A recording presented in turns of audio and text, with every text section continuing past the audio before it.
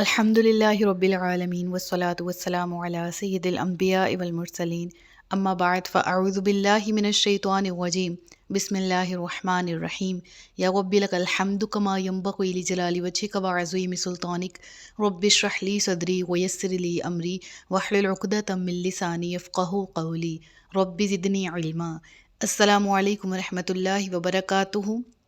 پارہ نمبر 25 سورۃ الشورى، اردو ترجمہ اور تفسیر۔ گزشتہ اسباق میں ہم نے آیت نمبر 43 تک پڑھ لیا۔ آج کے لیکچر میں آیت نمبر 44 سے آغاز کر رہے ہیں، جس میں اللہ رب العزت ارشاد فرماتا ہے وَمَن يُضْلِلِ اللَّهُ فَمَا لَهُ مِن وَلِيٍّ مِّن بَعْدِهِ وَتَرَى الظَّالِمِينَ لَمَّا رَأَوُا الْعَذَابَ يَقُولُونَ هَلْ إِلَىٰ مَرَدٍّ مِّن سَبِيلٍ۔ اور جسے اللہ گمراہ کر دے تو اس کے بعد اس کے لیے کوئی مددگار نہیں، اور تم ظالموں کو دیکھو گے کہ جب وہ عذاب دیکھیں گے تو کہیں گے کیا واپس جانے کا کوئی رستہ ہے۔ یہاں پر اس آیت کے ابتدا میں ذکر ہوا کہ جسے اللہ تبارک و تعالی گمراہ کر دے اس کے لیے راہ راست پر آنا ناممکن ہے۔ اس کے لیے کوئی بھی شخص محنت کر لے، کوشش کر لے، وہ اسے راہ راست پر نہیں لا سکتا۔ رہی یہ بات کہ اللہ کس کو گمراہ کرتا ہے، اور اس پر پہلے بہت سی آیات میں ڈیبیٹ گزر چکی ہے، تفسیر گزر چکی ہے۔ قرآن کریم میں بار بار صراحتاً ذکر ہوا ہے کہ جو لوگ نافرمانی اور سرکشی میں حدوں کو پار کر دیتے ہیں، جو اپنی خداداد صلاحیتوں کو ہی برباد کر دیتے ہیں اپنی ضد و عناد کی وجہ سے، دعوت حق سننے اور نور حق دیکھنے سے کے باوجود بھی اپنی آنکھوں کو، اپنی سماعتوں کو بند کر لیتے ہیں، ان لوگوں کو گمراہ کر دیا جاتا ہے، کیونکہ یہ ان کے اپنے ہی کوتکوں کا نتیجہ ہوتا ہے۔ اب یہاں پر وہی اسی وے میں بات کی گئی کہ پھر ایسے لوگ جو قوتیں اللہ تعالیٰ نے دی ہیں، شعور دیا، قوت بصارت دی، قوت سمجھ عطا کی، قوت سماعت عطا کی، ان تمام قوتوں کو بھی اچھے اور یوزفل پرپز میں وہ کچھ ان کو یوز کرتے ہوئے گین کرنے کی کوشش نہ کریں، بلکہ اپنے عناد اور سرکشی کی وجہ سے وہ بارہا دلائل نبویہ کا یا اللہ کی طرف سے جو اسلام کے پیغامات آئے ان کا انکار کریں، تو پھر وہ اپنے ضد و عناد کی وجہ سے ہی اپنے لیے برا ڈیسیجن لیتے ہیں، اور وہی ڈیسیجن یہ کہ پھر اللہ فرماتا ہے کہ گمراہ کر دیے جاتے، اور پھر جسے گمراہ کر دیا جائے اسے کوئی راہ نہیں دکھا سکتا۔ اور تم مجرموں کو دیکھو گے کہ جب وہ عذاب کو دیکھیں گے تو کہیں گے کہ واپسی کا کوئی راستہ ہے۔ یعنی آج تو کفار کو سمجھایا جاتا ہے، لیکن اس نصیحت کا ان پر کوئی اثر نہیں ہوتا، اور قیامت کے جو روز جب بھڑکتا ہوا جہنم کا عذاب دیکھیں گے تو اس وقت آنکھیں کھلی کی کھلی رہ جائیں گی، اور اس وقت پھر ہوش آئے گا اور راہ فرار تلاش کرنے کے لیے کوششیں کریں گے، لیکن اس روز نجات کے تمام تر راستے مکمل طور پر بند ہوں گے۔ وَتَرَاهُمْ يُعْرَضُونَ عَلَيْهَا خَاشِعِينَ مِنَ الذُّلِّ يَنظُرُونَ مِن طَرْفٍ خَفِيٍّ، اور تم انہیں دیکھو گے کہ انہیں اس حال میں آگ پر پیش کیا جائے گا کہ ذلت کے مارے جھکے ہوئے ہوں گے، چھپی ہوئی نگاہوں سے دیکھ رہے ہوں گے۔ اور ایمان والے کہیں گے بے شک نقصان والے وہی ہیں جنہوں نے اپنی جانوں اور اپنے گھر والوں کو قیامت کے دن نقصان میں ڈالا، خبردار بے شک ظالم ہمیشہ کے عذاب میں ہیں۔ حضرت سعید بن جبیر رضی اللہ تعالیٰ عنہ نے طرف خفیج کا معنی یہ کیا ہے کہ یسارقون النظر من شدت الخوف، یعنی شدت خوف کے باعث چوری کن آنکھوں سے دیکھیں گے، جسے ہم عربی میں تو ان الفاظ سے استعمال کرتے ہی ہیں، لیکن عام الفاظ میں ہم کہتے ہیں کہ کانی آنکھ سے دیکھنا۔ شدت خوف سے جب آنکھیں پتھرائی رہ جائیں گی تو پھر اس عذاب کو، یعنی طرف کنارے کو کہتے ہیں نا، اور خفی چھپے ہوئے کو، تو چھپے ہوئے کنارے سے دیکھنے سے مراد کیا ہے کہ آنکھ کو تھوڑا سا، یعنی چھپے ہوئے انداز سے جب وہ دیکھیں گے، یعنی حیرت، ہیبت، شدت خوف کی وجہ سے ان کے دیکھنے کا عالم یہ ہوگا۔ اور بعض علماء کہتے ہیں کہ یہاں پر معنی یہ بھی لیے جا سکتے ہیں کہ ذلت اور خوف کے باعث ان کی آنکھوں کی بینائی کمزور ہو چکی ہوگی اور وہ کمزور آنکھوں سے جہنم کی طرف دیکھ رہے ہوں گے۔ تو دو اقوال آگے ہمارے سامنے طرف خفی کے۔ پہلا کیا کہ ہیبت اور شدت خوف کی وجہ سے وہ ایک پتھرائی ہوئی آنکھوں سے اور چھپی ہوئی آنکھوں سے اس منظر کو دیکھیں گے، ٹھیک ہے۔ اور دوسرا قول ہمارے سامنے کیا آیا علماء کا، وہ یہ کہتے ہیں کہ آنکھوں کی قوت بینائی ہی نہایت کمزور ہو چکی ہوگی، اور اس چیز کو یہاں پر طرف خفی کہہ کے مراد یہاں پر ذکر ہوا۔ اور پھر اس کے بعد ذکر ہوتا ہے وقال الذین آمنوا ان الخاسرین الذین خسروا انفسهم، ایمان والوں کا کہنا، اللہ فرماتا ہے کہ وہ لوگ جو ایمان لائے وہ اس دن کہیں گے ہاں آج تو نقصان میں وہی ہے جس نے اپنی جان کو نقصان میں ڈالا، اپنی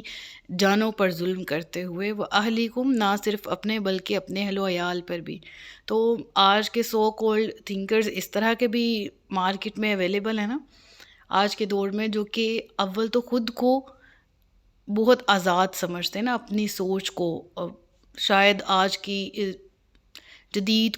دور کی جو تعلیم ہے اس کو سامنے رکھتے ہوئے یا اپنے مائنڈ سیٹ کو دیکھتے ہوئے کہ جی ہمارا اسلام تو یہ نہیں کہتا، ہمارا تو یعنی اپنی مرضی سے بنائے ہوئے رولز اور اپنی مرضی سے اسلام کے رولز کی تشریح اپنی مرضی کے مطابق کرنا، یہ تو آج کے مسلمان کا شیوا ہے نا، ٹھیک ہے نا۔ اور کیا کرتے ہیں ہم لوگ اس وقت بروز قیامت تو کفار کا حال بیان ہو رہا ہے نا کہ خود بھی گمراہ اور اہلیکم، اپنے گمراہ گھر والوں کو بھی گمراہ کیا، اور اس کا انجام یہ ہوگا کہ مومن اس وقت کافروں کو دیکھ کے کہیں گے کہ آج تم صحیح نقصان میں ہو، خسارے میں ہو۔ اور آج میری اور آپ کی عادت کیا ہے کہ ایک چیز خود، حالانکہ ہمارا مذہب اس کی اجازت نہیں دیتا یا اس میں گنجائش نہیں نکالتا، ہم اس کی اپنی مرضی سے تشریح کرتے ہیں، اور نہ صرف یہ بلکہ ایک پرسن جس کو ہولڈ ہوتا ہے کسی محلے کا، کسی گھر کا، بینگ پرنسپل اپنے ادارے کا، بینگ ٹیچر اپنی کلاس کا، بینگ فادر یا مدر اپنے بچوں کا، کسی کا بھی اختیار ہو، ہم اس کو بھی اپنی مرضی سے چلانے کی کوشش کرتے ریدر دین کہ ہم یہ دیکھیں کہ اسلام میں اس کا کیا حکم ہے اور ہمارا اللہ ہم سے کیا طلب کر رہا ہے، کیا وہ چاہتا ہے آج کے مسلمان سے، آج کے خالق کو، یعنی اس دور حاضر میں دیکھتے ہوئے رب العالمین کو ہم سے کیا کچھ ریکوائرڈ ہے۔ تو ان چیزوں کو ہم پس پشت ڈالتے ہوئے بس اس چیز پہ فوکس کریں کہ جی ہمارا ذہن ہمیں کیا ٹھیک کہہ رہا ہے، اور ہم اپنی اولادوں کو یا اپنے انڈر آنے والے لوگوں کو اسی کے مطابق چلائیں، تو پھر بروز قیامت نقصان میں وہی ہے کہ جس نے نہ صرف خود کا نقصان کیا اپنی جان کا، بلکہ اپنے سے جڑے لوگوں کا بھی۔ اور اللہ اسی چیز کو قرآن کریم میں پارہ نمبر 28 میں ایک آیت گزرتی ہے بالکل آخر میں اس کے، سورۃ التحریم کی، یا ایھا الذین آمنوا قوا انفسکم واہلیکم نارا، آگ سے بچاؤ اپنی ذات کو بھی اور اپنے سے جڑے لوگوں کو بھی۔ تو یہاں وہی ذکر ہے کہ پھر مومن اس دن کافروں کو دیکھیں گے اور کہیں گے کہ بے شک نقصان پالے والے وہی ہیں جنہوں نے اپنی جانوں پر ظلم کیا اور اپنے گھر والوں پر بھی، خود نقصان میں ڈلے، گھر والوں کو بھی ڈالا۔ آج قیامت کے دن الا ان الظالمین فی عذاب مقیم، خبردار بے شک ظالم ہمیشہ کے عذاب میں رہیں گے اور ہمیشہ کے عذاب میں ہیں۔ وما كان لهم من اولیاء ینصرونهم من دون اللہ ومن یضلل اللہ فما له من سبیل،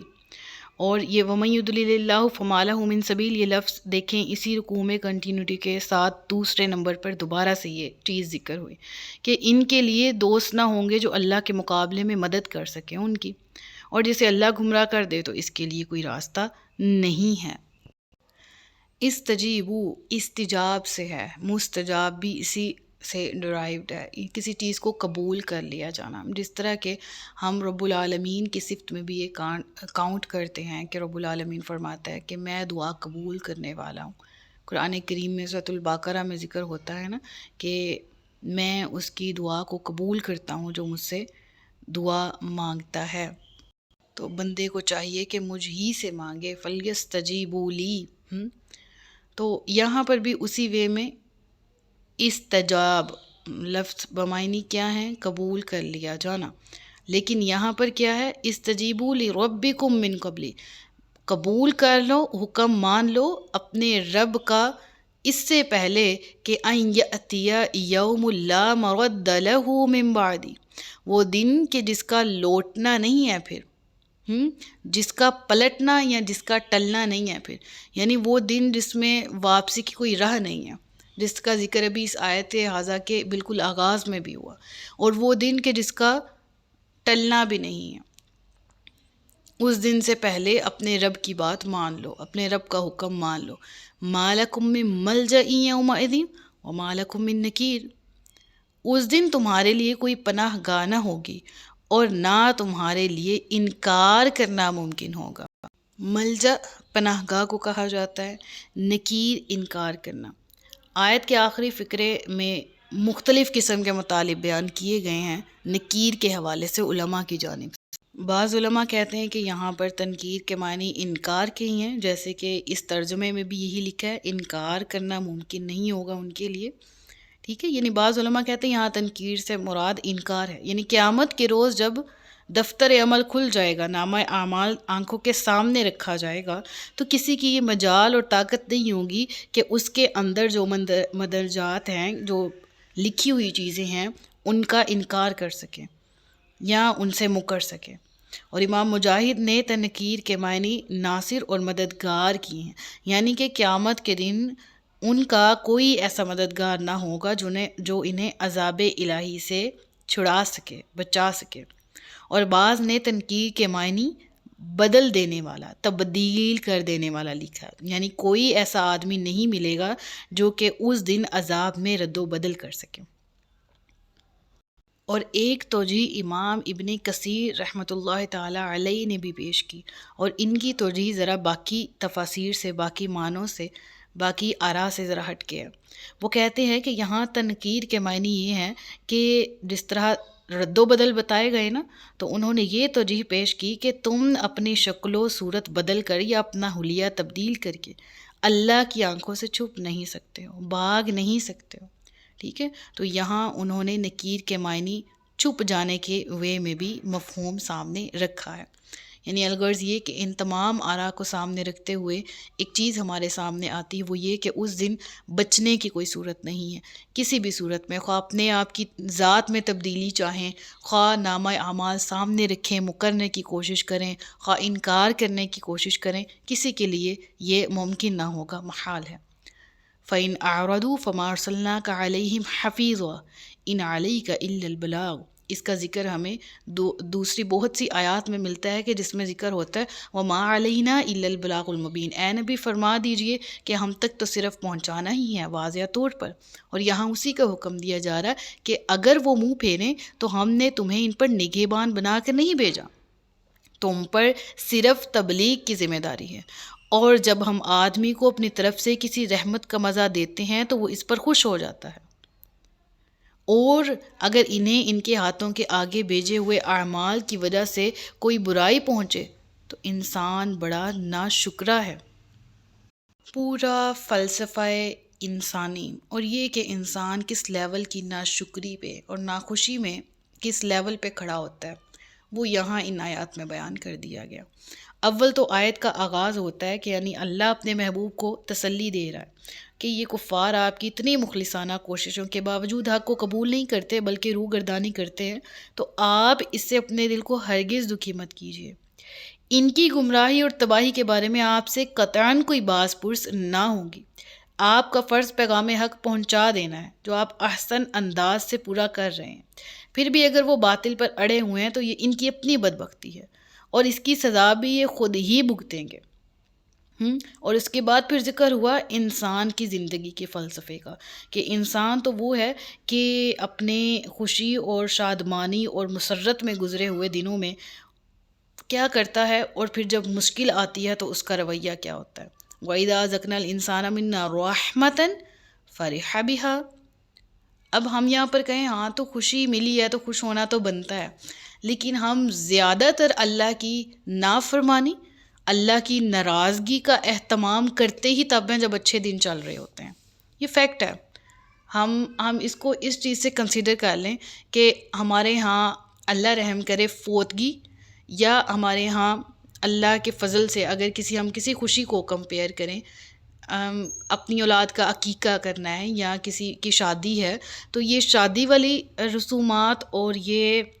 فوتگی پہ ہم کیا کچھ شادی پہ ایسا کرتے ہیں جو کہ ہماری شریعت میں ناجائز ہے، شریعت میں الاؤ نہیں ہے، کیا کچھ ایسا ہے جو ہم اللہ کی ناراضگی مول لیتے ہیں۔ میں نے صرف اگزامپل شادی کی دی ہے، ورنہ ایسے بہت سے امور ہیں، ٹھیک ہے ہمارے ہاں۔ پھر ہم اس خوشی کو سیلیبریٹ کرنے میں اللہ کو اس قدر ناراض کر دیتے ہیں اور اس پہ ہمیں احساس تک نہیں ہوتا۔ اور دکھ کی بات یہ احساس ہونا بھی کیسے ہے کہ جب ہم اس کو معیوب سمجھیں، ہم معیوب تک نہیں سمجھتے، ہم سمجھتے ہیں کہ ہمارے فیملی فنکشنز، ہم سمجھتے ہیں کہ ہماری خوشی جو ہے وہ بغیر معصیت یا نافرمانی کے جتنے بھی کام ہیں ان کے بغیر تو ہماری خوشیاں ہی ادھوری ہیں۔ اور آپ سمجھ رہے ہوں گے کہ میں کن کن پوائنٹس کی بات کر رہی ہوں جو ہم کرتے ہیں، جو ہمارے عام کام ہیں خوشی سیلیبریٹ کرنے کے۔ تو فرح بہا از نوٹ بیڈ تھنگ، انسان کو اللہ نے رحمت دی ہے، وہ خوش ہوتا ہے، لیکن پھر وہ خوش ہو کے اللہ کو ناراض کر دیتا ہے نا، یہی تو جرم ہے، یہی تو بد نصیبی ہے انسان کی۔ اور یہاں الانسان کا ذکر ہوا، المؤمن کا ذکر نہیں ہوا، المسلم کا ذکر نہیں ہوا، الانسان کہا گیا، تمام انسانوں کی فلسفی۔ رحمت کا مزہ دیتے ہیں تو اس پر خوش ہو جاتا ہے، اور اللہ نے نہیں کہا پھر کہ ڈائریکٹ پھر اگر اسے کوئی مصیبت پہنچ، اللہ نے کہا پھر اپنے ہاتھوں کا کمایا ہوا جب وہ اپنے سامنے بھگتتے ہیں، دیکھتے ہیں، یعنی اگر کوئی مصیبت آئی ہے تو دیٹ مینس کہ یہ اپنے ہی گناہوں کی وجہ سے ہے، اپنے ہی اعمال کی وجہ سے ہے، ٹھیک ہے۔ اور اس پر دو طرح سے بحث گزر چکی ہے سورہ کے بالکل آغاز میں کہ کس طرح سے ہم اندازہ لگا پائیں گے کہ یہ چیز ہمارے حق میں بہتر ہو رہی ہے یا بدتر۔ بہرحال جب وہ چیز ہم سے چھین لی جاتی ہے یا ہمیں تکلیف پہنچتی ہے، زحمت پہنچتی ہے، تو بلا شبہ اس میں بھی کروڑ ہا حکمتیں ہیں، لیکن اس وقت ہمارا رویہ کیا ہوتا ہے؟ کیا ہم اس میں مطمئن ہوتے ہیں جو ہم سے لے لیا جاتا ہے، یا اس پہ بھی شکر کرتے ہیں کہ اللہ جتنا رہ گیا اس پر تیرا شکر ہے، یا اس پر بھی ہم پوزیٹیو تھنکنگ کے ساتھ لائف گزارتے ہیں کہ جب نہیں تھا تب بھی میں تھا، میری زندگی گزر رہی تھی، جب میری زندگی میں وہ نعمت آئی تب بھی میری زندگی اچھی ہو گئی، اب وہ نہیں ہے تو بھی اس میں رب العالمین کی حکمتیں ہیں۔ نہیں، ہم پوزیٹیوٹی کا شکار نہیں ہوتے۔ اور اسی چیز کو یہاں اللہ تعالیٰ نے ذکر کیا کہ فَإِنَّ الْإِنسَانَ کفور، انسان تو بڑا ہی ناشکر ہے۔ خوشی ملی، خوش ہوا، اور اس خوشی میں معصیت اور نافرمانی کی حدیں پار کی۔ غم ملا اور غم اپنے ہی اعمال کی وجہ سے ملا، اور اس پر پھر پوزیٹیوٹی نہیں اس نے اختیار کی، پھر کفور، پھر ناشکری کی، پھر کفر کیا۔ اور حقیقت ہے یہ ہمارا خالق جو ہمارے بارے میں بتا رہا ہے۔ بہرحال یہ جو اگلی آیت آ رہی ہے اس میں بہت زیادہ ڈیٹیلز ہیں اور بہت زیادہ تفصیلات ہیں، انشاءاللہ اس کو نیکسٹ رکوع میں کور کرنے کی کوشش کرتے ہیں۔ صدق اللہ العلی العظیم و صدق رسولہ النبی الکریم، سچ فرمایا اللہ نے جو عصمت والا ہے۔ اپنا بہت سا خیال رکھیے گا، مجھے دعاؤں میں یاد رکھیے گا۔ تاجدار ختم نبوت زندہ باد، پاکستان پائندہ باد۔ السلام علیکم ورحمۃ اللہ وبرکاتہ۔